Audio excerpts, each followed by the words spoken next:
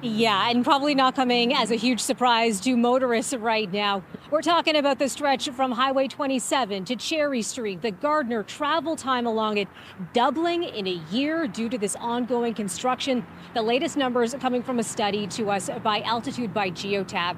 It's a mobility data analytics software company. It also looked at the most congested areas of the Gardiner. There it was even worse. We're talking about an increased delay of 230% this year. Let's get some reaction to all of this. Joining us live now is Maddie Simiatiki, professor of geography and planning and director of the Infrastructure Institute at the University of Toronto. Thanks so much for being with us today. Sure. Thanks for having me, Melissa. So this study, not a shocker to drivers, including the ones who are stuck on the Gardiner right beside me right now. I wonder what your reaction to this study is.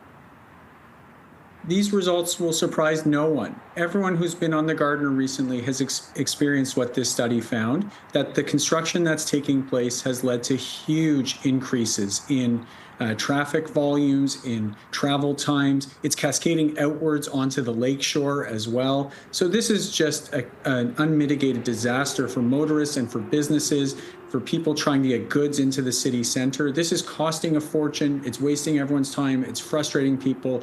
This is just another lesson of how we have to plan construction to move a lot quicker and enable our city to keep moving.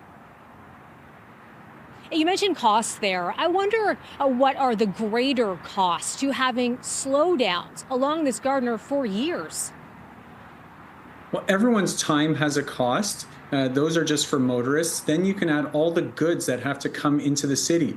Think that everything that we consume in the city of Toronto, in the downtown core, is coming there in one way or another on a truck. And that truck probably came on the Gardiner Expressway, the Don Valley Parkway, or some other way into town. So everything is more expensive and fewer people are coming into the city even just at the time that we're trying to recover from the pandemic, and the city center and its businesses have been slower. So really the costs of this are huge, and they just cascade outwards from this construction all the way out and ripple through the city.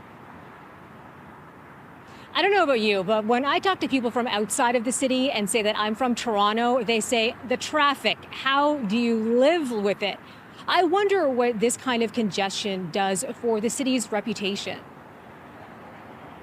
We are getting a reputation as a place that it's hard to get around, and that has an impact on businesses making choices and where people want to travel. The downtown core is so important. There's all these office buildings, there's great restaurants and opportunities for recreation and socializing, but people won't come there, and we will get a reputation. We've heard it from stars like Tom Cruise, who said, "What is the story with traffic in Toronto?"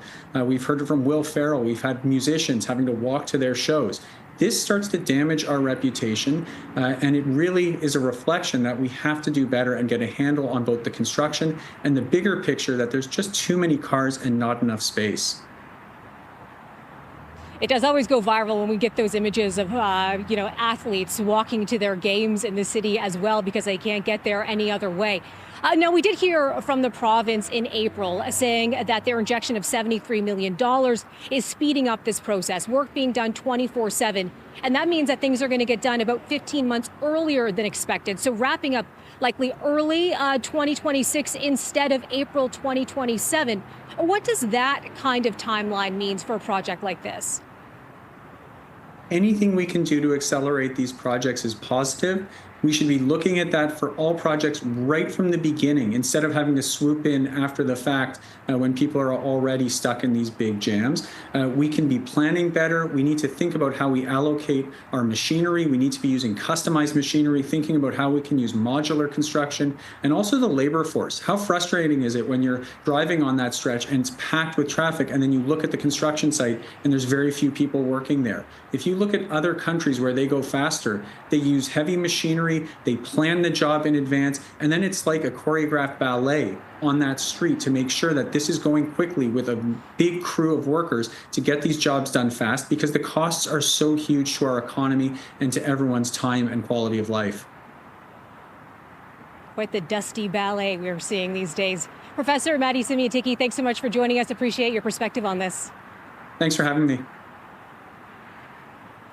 Okay, so Lena and Bakari, a bit of a breakdown there of the study that we saw come out today, talking about how travel times have doubled over a year due to construction along the Gardiner. I'm looking out at it over right now. We heard it from Adjoa today. Pack your patience, as always, until early 2026, it looks like. Back to you. Yeah, that seems to be the message every single day. Melissa, thanks so much for this.